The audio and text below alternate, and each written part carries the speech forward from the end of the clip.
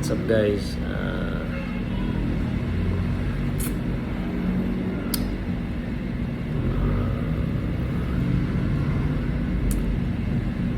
I want you to know that when you are a treasurer in a startup cooperative or startup company, mostly the treasurer will be the bookkeeper, the cashier, at the same time accountant, and also treasurer. So mostly when there's an immediate expenses, mostly you will be the one to initiate payments or initiate purchase.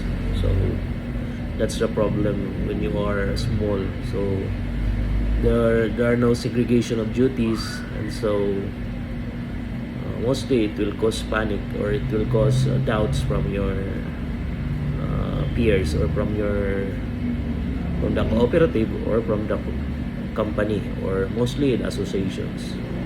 Mostly it will start doubts, and mostly the cash will be misappropriated or embezzled or stolen. So that's the problem when you start up a small business. So to avoid that, you separate the treasurer and the collection, or the treasurer versus cashier. So at least there are two segregation of duties. In the co-op, you are mandated to have a bookkeeper, cashier, and treasurer at the same time. So it must be segregated. It must have three